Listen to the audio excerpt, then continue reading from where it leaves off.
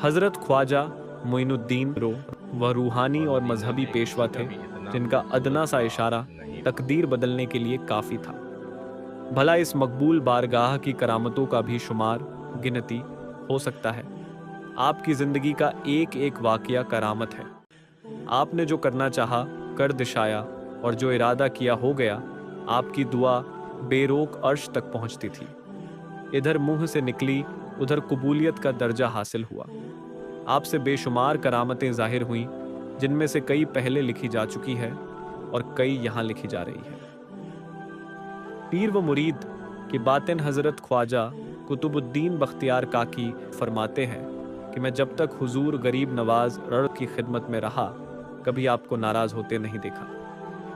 एक रोज ख्वाजा साहब साथ मैं और एक दूसरा खादिम बाहर जा रहे थे कि अचानक रास्ते में एक शख्स शेख अली दामन पकड़कर बुरा भला कहने लगा। हजरत पीर व मुर्शिद ने उस शख्स से झगड़ा करने की वजह मालूम की। उसने जवाब दिया, यह मेरा कर्जदार है और कर्ज अदा नहीं करता। तो आपने फरमाया, इसे छोड़ दो, तुम्हारा कर्जा अदा कर देगा। लेकिन वह शख्स नहीं माना उस पर। हजरत पीर व मुर्शिद को गुस्सा आ गया। औश्र तुरंत अपनी चादर मुबारक उतारकर जमीन पर डाल दी। औश्र फरमाया, जिस कदर तेरा कर्जा है इस चादर से ले ले, मगर खबरदार ज्यादा लेने की कोशिश न करना। उस शख्स ने अपने कर्ज से कुछ ज्यादा ले लिया। उसी वक्त उसका हाथ सूख गया। वह देखकर चिल्लाने लगा, औश्र माफी मांगी। आपने उसे माफ कर दिया।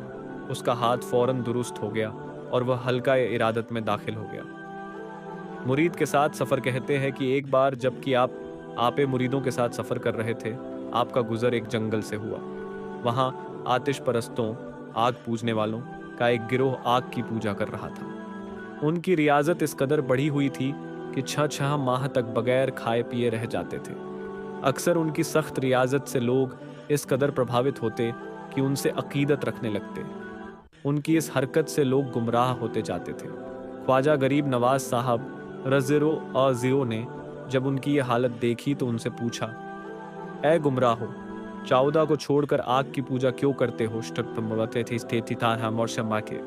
उन्होंने अर्ज किया, आग ताक हम इसलिए पूछते हैं कि हमें दोजख में तकलीफ न पहुंचाए। आपने फरमाया, यह तरीका दोजख से छुटकारे का नहीं है। जब तक खुदा की इबादत नहीं करोगे कभी आग से निजात न पाओगे। तुम लोग इतने दिनों से आग को पूज रहे हो, जरा इसको हाथ में लेकर देखो तो मालूम होगा कि आग पूजने का फायदा क्या है। उन्होंने जवाब दिया कि बेशक ये हमको जला देगी, क्योंकि आग का काम ही जला देने का है। मगर हमको ये कैसे यकीन हो कि खुदा की इबादत करने वालों को आग न जला सकेगी? अगर आप आग को हाथ में उठा लें तो हमको विश्वास हो जाएगा। आपने जोश में आकर फरमाया, मुझको तो क्या, खुदा के बंदे मोइनुद्दीन की जूतियों को भी आग नहीं जला सकती। आपने उसी दम अपनी जूतियां उस आग के अलाव में डालते हुए आग की तरफ इशारा करके फरमाया, ए आग, अगर ये जूतियां खुदा के किसी मकबूल बंदे की है तो उसको जरा भी आंच ना आए। जूतियों का आग में पहुंचना था कि तुरंत आग बुझ गई और जूतियां सही सलामत निकल आईं। इस करामत को देखकर आग पूजने वालों ने कलिमा पढ़ लिया और दिल से मुसलमान हो गए। कहते हैं कि एक बार आप एक घने जंगल से गुजर रहे थे।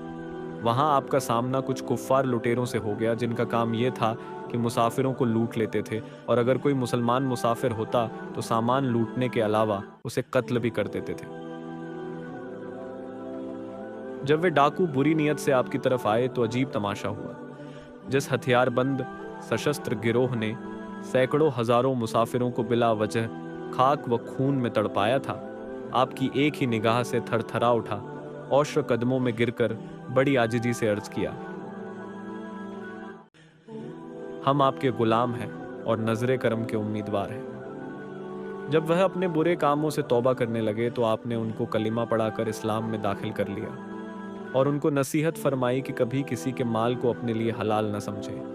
कहते हैं कि सैर व सफ़र के दिनों में एक दिन हजरत ख्वाजा गरीब नवाज अवहदुद्दीन किरमानी और शेख शहाबुद्दीन सहरवरदी एक जगह बैठे हुए किसी मसाले पर बातचीत कर रहे थे कि सामने से एक कम उम्र लड़का तीर कमान हाथ में लिए हुए गुजरा।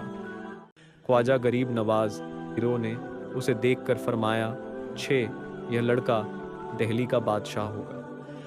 आपकी यह पेशगोई भविष्यवाणी इस तरह पूरी हुई कि वही लड़का सुल्तान शमसुद्दीन अल्तमश के नाम से दिल्ली के तख्त पर बैठा और 26 साल तक बूहे ठाठ से हुकूमत की। एक औरत की फरियाद, एक रोज एक औरत रोती चिल्लाती आपकी खिदमत में हाजिर हुई, बदहवासी व बेताबी में आपसे अर्ज करने लगी, हुजूर, शहर के हाकिम ने मेरे बेआए को बेकसूर कत्ल कर दिया है, खुदा के लिए आप मेरी मदद कीजिए। उस औरत की दर्द भरी फरियाद से आपके अंदर रहम व हमदर्दी पैदा हो गई।